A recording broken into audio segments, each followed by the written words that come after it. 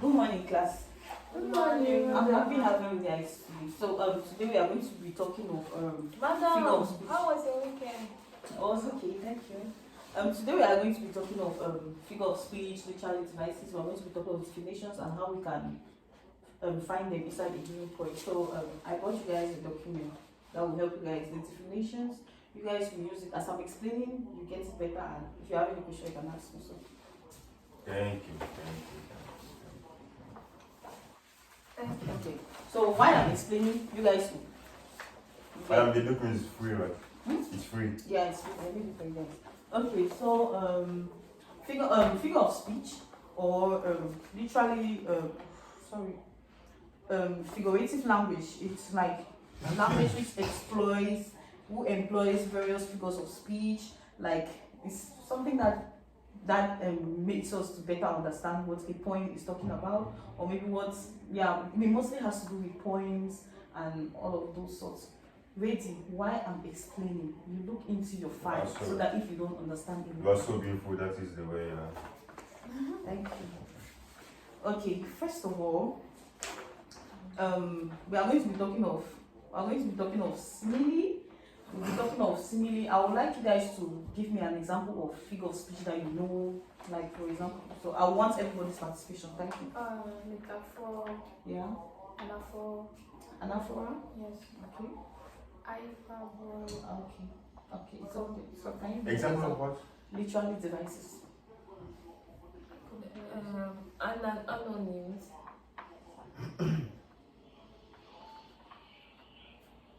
We also have comparison.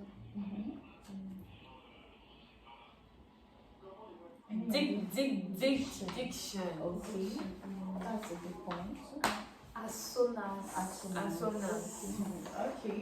So first of all, can you define me? Can you guys define me? Do you have any definition for him? Okay. Okay, I'm going to define and I'm going to give an example. First of all, we are going to be talking of hyperbole. Hyperbole has to do with excessive exaggeration. Like trying to, let's say someone is as fat as maybe an elephant. There's no human being like as fat as an elephant. Or you can say this person was so brave. I have seen in YouTube people that are fat. Like that. Like an elephant. But they are fat, like this chair. I've never heard of that anyways. Okay, hyperbole has to do with excessive exaggeration. Maybe things that don't exist or like at the end of the class you have room for questions. No, I want to contribute. Okay. Yes, I want to say that metaphor and simile is the use of comparison for words. With the use of simile is with the use of as or like. While metaphor does not use any, it's just comparison. Okay. Do you guys understand?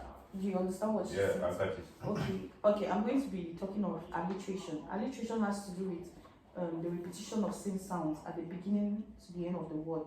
For example, they say when the session of sweet silence starts, you get like the section of sweet silence, that continuous S in the sentence. Allusion is, for example, allusion has to do with the reference of a literary text or a person or a place in another text. You get? Do you guys understand it? Yeah. Okay. For example, they can say that one talent which is dead to hide legends. Like you can say, if I want to talk about something that happened to me, like I want to talk about my personal self, I'm going to refer to maybe someone that contributed to my life or to my growth or something. Hope you guys understand. Okay, I'm going to be talking of assonance. Assonance is the repetition of identical or same vowel sounds. For example, with the smoking blueness of Pluto's gloom, a vowel sound. You guys all know what the vowel sounds are. Yeah, so I think you guys will understand that. Okay, talking about diction. Diction is your choice of words. The way you want it to look, either mild, soft, you want tension, you want to create anxiety in the text, or things like that. So we'll be talking of imagery. Imagery is when you see, like you're able to see, like reading a text, you're able to like imagine what that place, what the scene could be like. Yeah. Irony irony is like we have different kind of irony. We have dramatic irony, we have verbal and situational. For example, situational, we can say this occurs when an action or event have the opposite result. Irony in the first place has to do with the opposite of something. You understand? Yeah, so if we see situational irony, you can say if we are expecting that this thing should happen, but at the end of the day it doesn't. Like we are Francis is handsome while he is ugly. yeah, but that's more verbal irony. Yeah, but that's still an irony. But actually, it's just an example. You're cute. You're cute though. Thank you, babe. Okay, when we talk of mood, they say the creation of an the creation of an emotional atmosphere in a literary, like sad, despair, dark, pessimistic, like a mood. Like, do you want to give that? Low bas. Ça continue, il faut juste appuyer là-bas. Okay, simple to continue. So it's C'est either simple de you continuer. give that mood. Je pense pas. Touche avant que ça va continuer. Ça continue, je vois. So it's going to give that mood of like either you want to create a sad.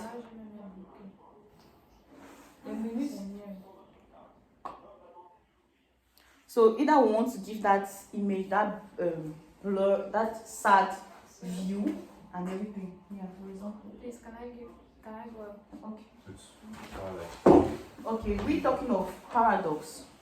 Paradox is like a statement that appears to be a self-contradictory and illogical.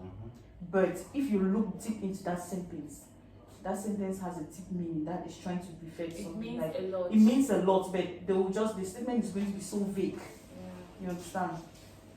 Yeah. So personification, assigning human characteristics to non-human, to object, abstraction, and ideas. Yes.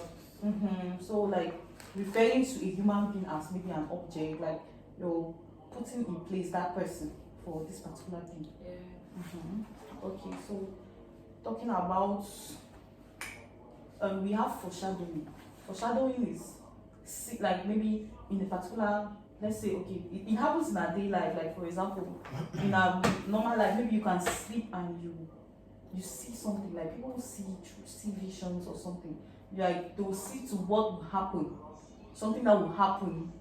Like you can have a sign of something, and you'll be like, if you're this person that is very conscious of your views and what you see at night and everything, you'll be like, this thing means something. Yeah, that's what you mean by foreshadowing, seeing what is going to happen in the future. And flashback has to do with what has happened, and we are recalling it. So we have a lot of things. We also have themes. We have themes, like themes has to do with the main ideas that went through the passage, through a literary work or literary text.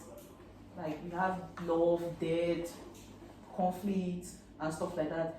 We also have like a plot. Plot is a storyline, like how that's the story of that, like the way let's say a plot structure has to do with climax, rising action, falling action, exposition, and resolution. Let me talk about climax. Climax is like that part, like let's say in every movie we watch, there's one part that is always, it creates tension, like in the play you get. So that's that particular, and maybe let's say resolution is like what will happen at the end, what we are expecting, and you get. So I feel like I will not talk much, but I think next week we'll have to talk of characterization, themes, giving people the types of themes and everything. So I think we are going to end this class here, and we're going to continue next week. So I want you guys to study characterizations, role played, and the themes in the particular passage, and how you can find them. And you can only find them when you have an idea of a plot structure. And I think after that week, I'm going to give you guys a story that you guys will read, and we are going to expatiate on it in class. Madam, when is our quiz? I think we are going to have our exams, so we still have more weeks to go. Thank you. Thank you, madam. Have a nice week.